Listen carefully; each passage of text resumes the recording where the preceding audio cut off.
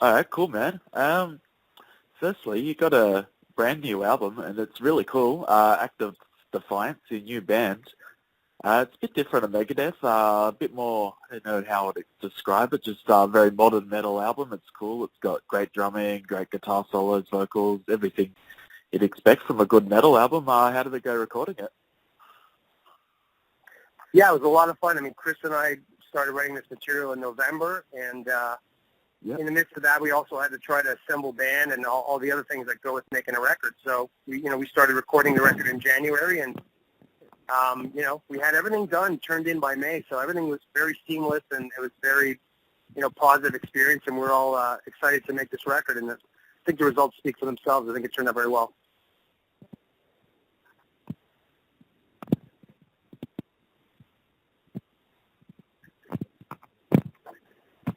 Maybe a couple of weeks later, you announced you had a new band with Chris Broderick, and all of a sudden there was a demo up. Like, you guys are working fast. You sit around and sit on the couch or anything. What's that?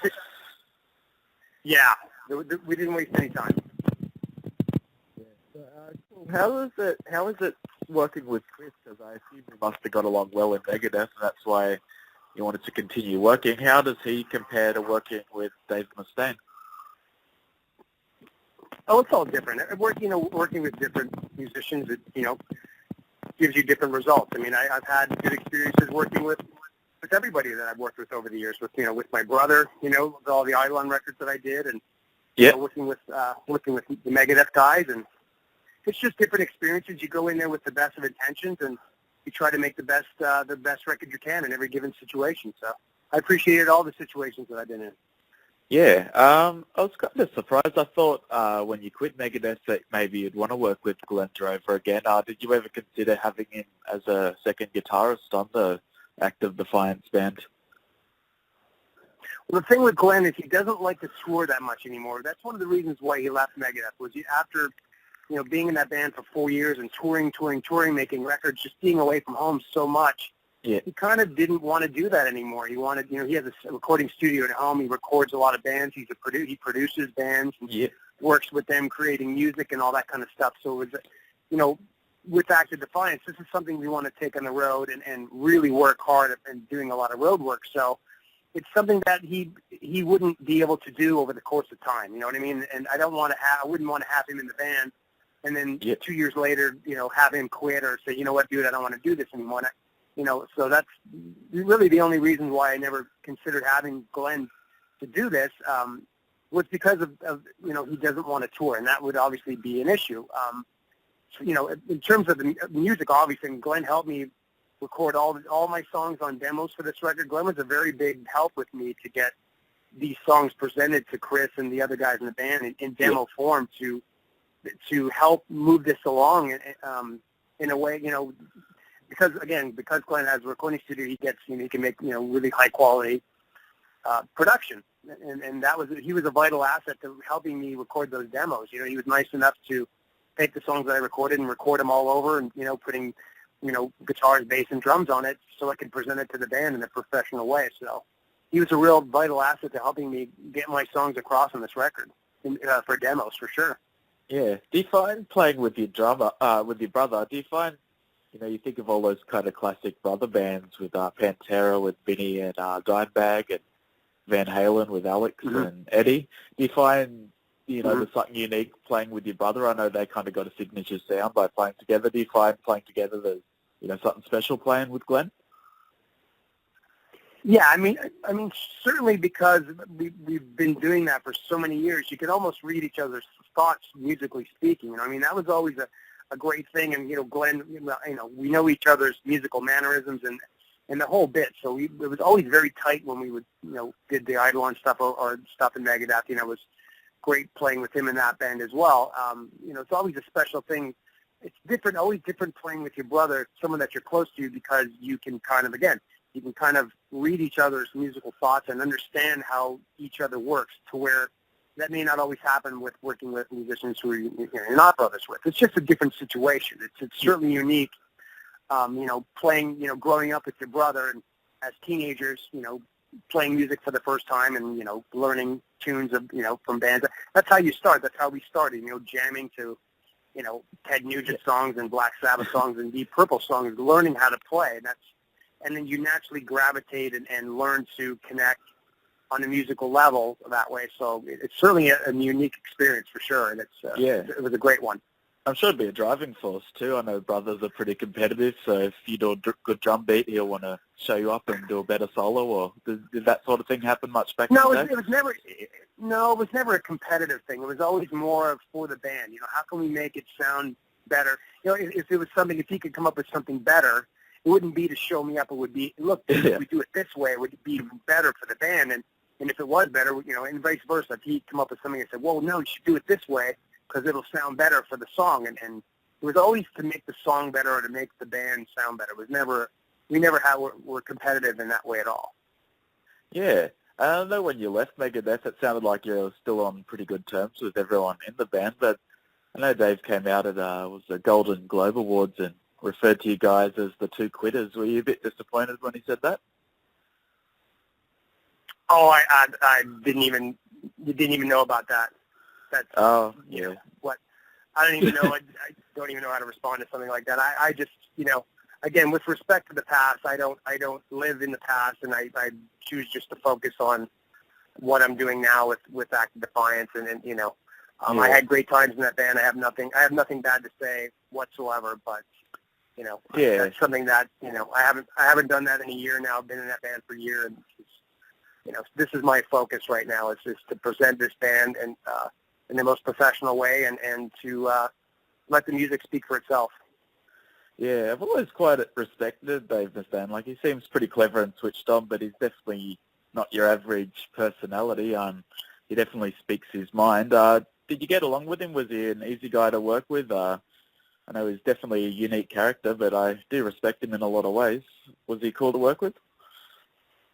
I never had an issue with him whatsoever. I always thought we got along very well, and I knew my role in the band, and that's a big part of joining a band like that. Is you if you don't know your role and think that you can walk into a situation to an established band and think that you can be an equal partner or something foolish like that, that would be just that. It would be quite foolish. I walked into the situation knowing what my role was, and I respected the legacy of the band and just tried to do the best that I could, and so it actually was quite easy. I got along with him very well. I got along with everybody very well. So, but I was smart enough to know. I was smart enough to know what the situation was, and never thinking, oh, I'll get all my songs on the next record. It was never like that. It was, just with respect to the legacy of the band and trying to uphold that to the best of my ability. No matter whatever lineup was in the band at the time, I just did my job, and but at the end of the day, I left the band. I was not fired. I left. So it's just purely a musical. I wanted to write heavier music, and that's what I did. Yeah, I did actually get to see you play once with Megadeth. That was at Gigant tour, and I think what bands were on that in Australia? That was a great tour. Anyway, I think Static X played, and it was a lot of fun. Lacuna Coil. And Lacuna Coil, wasn't it? Yeah. That was a lot of fun. Yeah, that was 2007. Yeah, 2007. That was a lot of fun. Yeah, I love those. I get along very well. Festivals because a whole day at a festival you get kind of over it after 12 hours, but just seeing 5 great bands in a row was a really good day. Yeah. I mean, every situation, of course, is different. A lot of festivals are 2, 3, 4-day festivals. I mean, I couldn't imagine sticking around for 4 days and hearing that, but a lot of people do. A lot of people want to have that experience, to get away for 2 or 3 days and just see every friggin' metal band that they can, and which is a cool thing too, So, but yeah, the Gigantor thing was different. It was, it was less bands, but it was a lot of fun. Yeah. Can we expect Act of Defiance to come play shows in Australia anytime soon? Would you like to come down again? Of course. I mean, that's obviously, well knowing. I've been there many times. The fans down there are just so passionate and they just love heavy metal, just as I do. And just going down there is always such a great experience for me. I love it down there. I just find it just very different and unique, and just like the fans, they're just extremely passionate. And if they love your band, man, it's the real deal.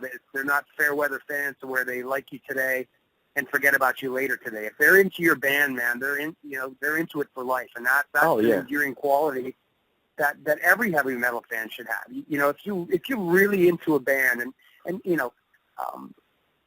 a lot of young fans, teenagers, like listen to whatever pop music is popular, as they played on MTV and all that kind of stuff. And those are more fair weather fans. They like what's hip. You know what I mean? But as they get older, as they turn 16, 17, 18-year-old adults, then all of a sudden they don't like the teeny bopper stuff anymore because they're not teeny boppers. Which, you know what I mean?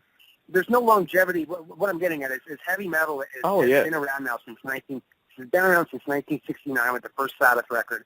It's still thriving today in 2015, and that's attributed to the fans who continue to stick by this music and make that part of their lives. That's an amazing thing, you know what I mean? And that's something not to take lightly. Making this kind of music, I always have it in mind. Like, I with this record, I wanted to make sure that it was uncompromising because you don't want to let fans down who really are hardcore metal guys. They don't want to hear fluffy music. They want to hear pounding metal stuff that's uncompromising. And that's exactly what this record is. It's pure and it's organic and it's uncompromising. That's what I love about heavy metal is there are no flavor of the month bands. I mean, just yesterday I bought Iron Maiden's latest album on vinyl, which was very expensive, but I'm happy to pay it because I got so much respect from the 40 years down the road. They're still kicking ass. It's probably one of the best albums to date. So I just love the longevity of metal and passion. It's just what you do, man. As a real fan, it's what you do. It's what I've done for years. I bought the new Judas Priest album because it was Judas Priest. I didn't have to hear it on the radio. In fact, of course, you didn't hear it on the radio because it wasn't. They weren't a radio band. You just bought it because that's what you did. If you're a real fan, you don't even have to hear it because they're not going to let you down because it's the real deal. You know what I mean? That's what fans do. They support the scene. They support their bands, and that's the sensibility that I want to bring to this band and to the people who will like this band. I want them, we're going to establish very quickly that this is not going to change. We're not going to put out our next record and it's going to be, have some pop-influenced hard rock songs. That's not going to happen. It's going to be crushing metal from beginning to end, and we will build a fan base based on that. It'll take time, but I have a lot of time. Yeah, you guys, I think your album was in like the top 10 metal albums. I'm not sure which chart, but it's doing fairly well. You guys pulling big crowds? Are people already, becoming fans?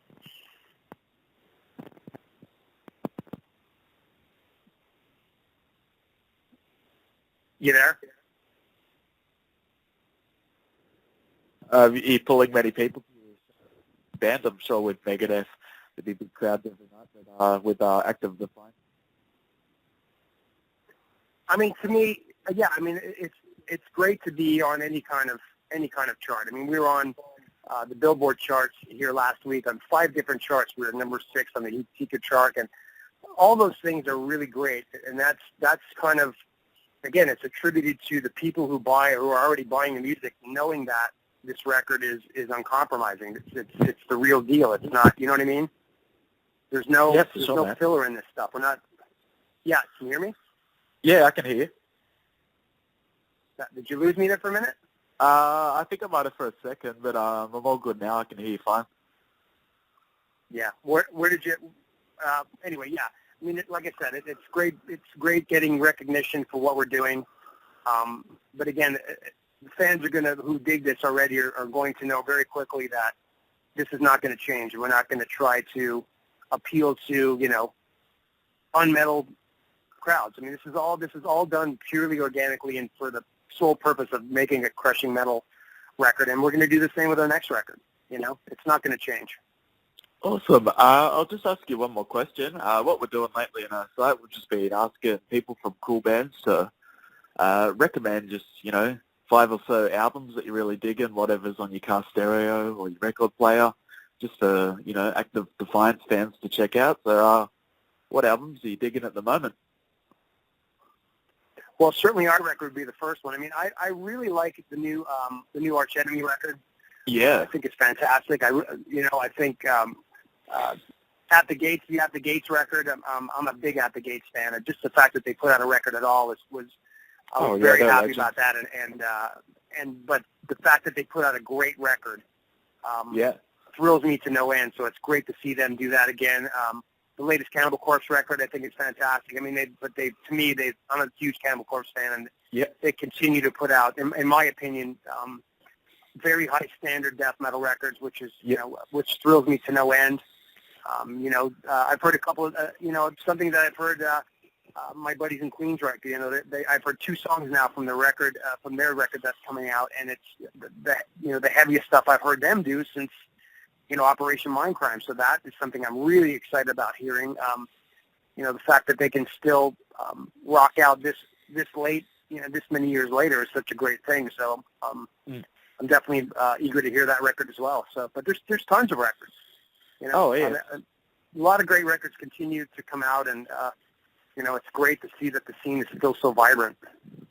Yeah, man. Well, I'll definitely post up a link with those recommendations, and I'll have your interview up on the website too, so I'll probably post it to the Act of Defiance page if you want to check it out.